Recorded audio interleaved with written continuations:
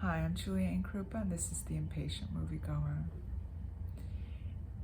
Following with the themes of opera and tragic romanticism that I spoke about in my last episode on Annette, today I want to talk to you about Pablo Larraín's film Maria, starring Angelina Jolie as Maria Callas. Maria is a rambling story that takes us through the last foggy, listless days of Maria Callas's life as she lounges in bed, frequents local cafes, wanders the streets of Paris searching for what no longer exists. Her voice is the immaterial object of desire she searches for its revival. It carries her toward the moment where she will reclaim her sound, a final meeting to initiate her departure from this world. Her death and the days leading up to it are a reminder that in the realm of creation also exists a kind of destructive force. This is a concept that is addressed in Maria with a backdrop of addiction and devastation and the aftermath of passion. In Maria, colorful memories are interwoven, propelled by the emotional undertow of music, juxtaposed against the passionless present. These recollections are cued and narrated in part thanks to an ongoing interview with a lean, hallucinated reporter who bears the same name as Maria's drug of choice, Mandrax.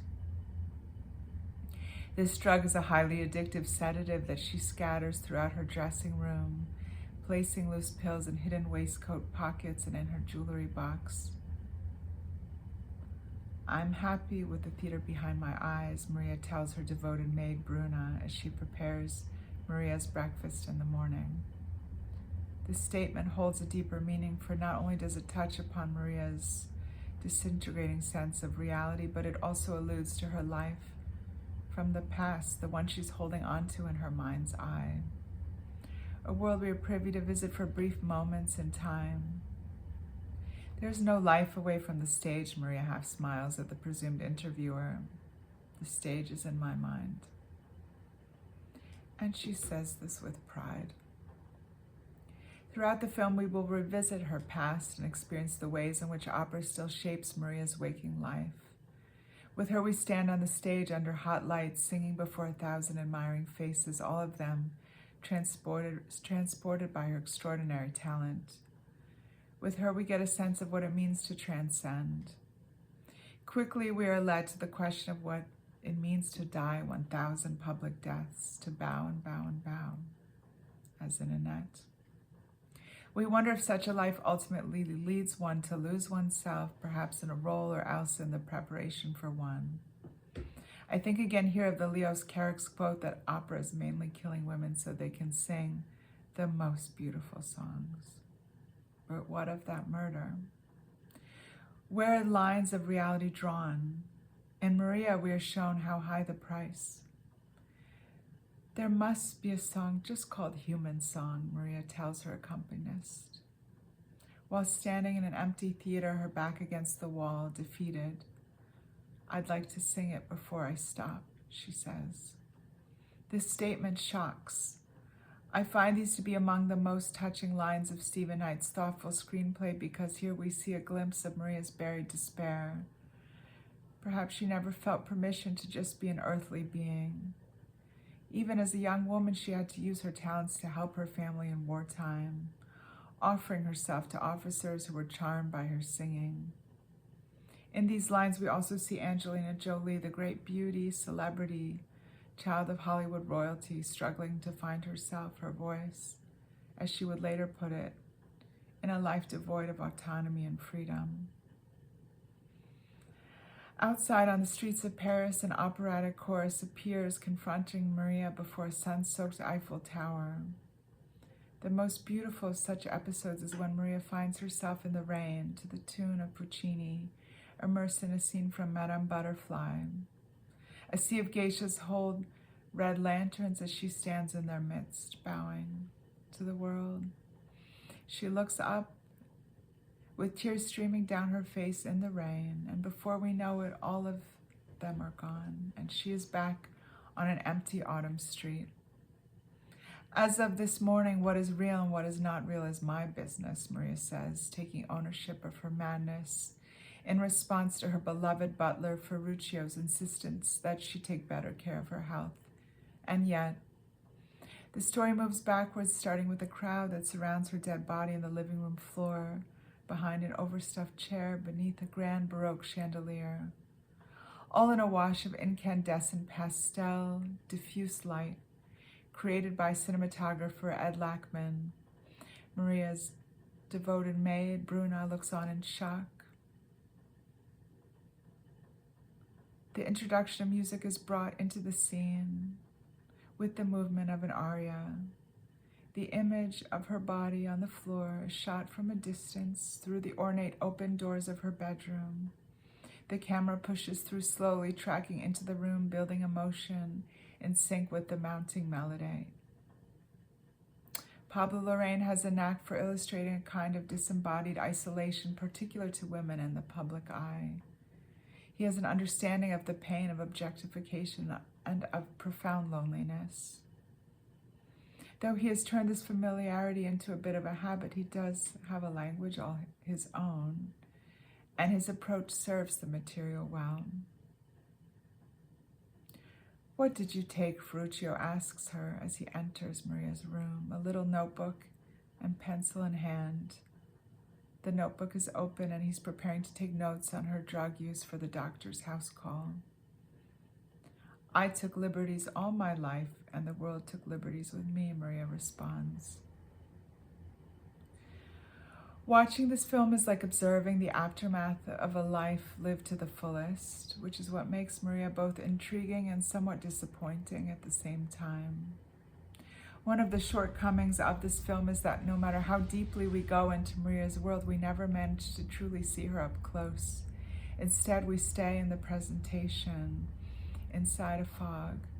And the mist is beautiful, from the perfect planes of Angelina Jolie's face to her stately Parisian apartment, her ornate and gilded memories, and the parks that she wanders through, like a solitary Flanneuse in search of the smoldering remains. But are these remnants without or within? They're in the voice that she struggles to reclaim, the one that will kill her in the end. In interviews about the film, Jolie has stated that learning to sing opera was a powerfully therapeutic experience for her.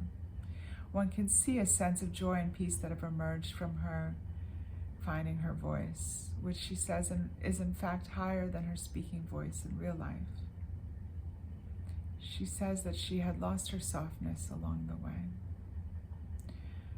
One thing is clear, in this film we do experience both Maria and Angelina Jolie's pain.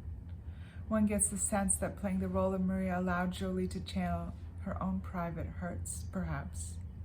And as insistent as she is on playing Maria as a stoic, a choice about which I'm not completely convinced, there's still an ever-present pain that thrives beneath the surface, and in the deliberate way that she carries her slight angular frame.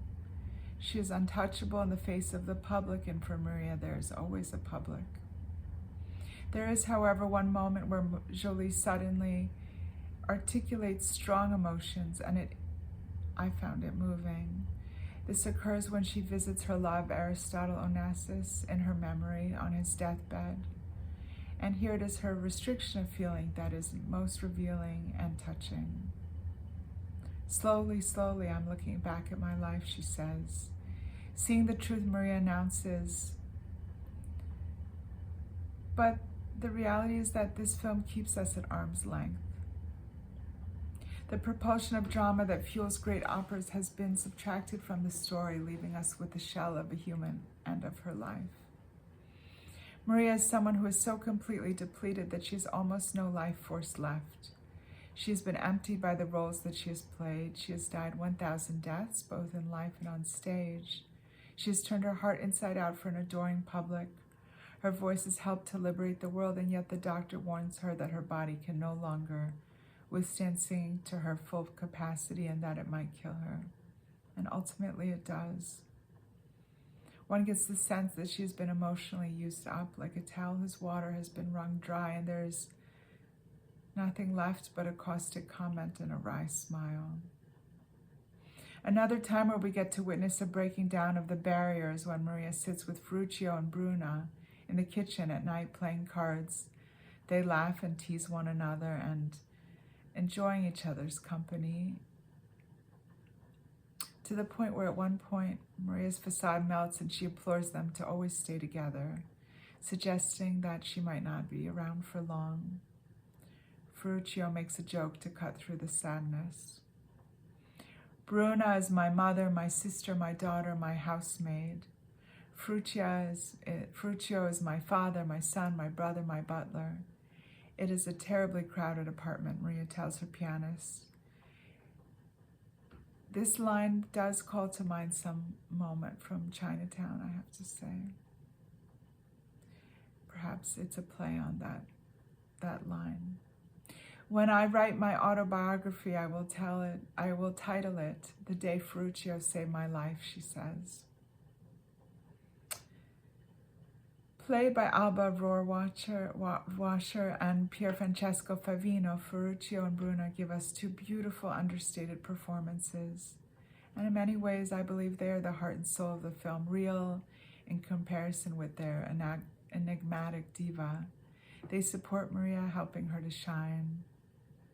I can't help but wonder if the film is in fact not a meditation on the last days of Maria, but rather a walk through a limbo world that comes after her death, a visit to the veil, a meeting with the afterlife.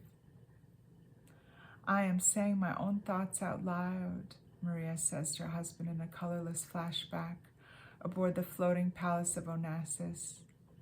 It's a new thing, she tells him.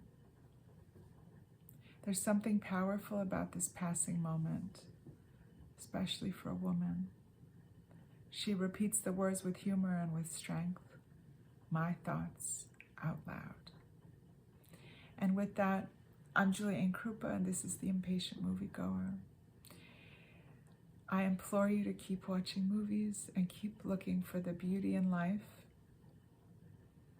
even though sometimes that can be challenging. And thank you for listening, and I'll see you soon. See you next time. Take care.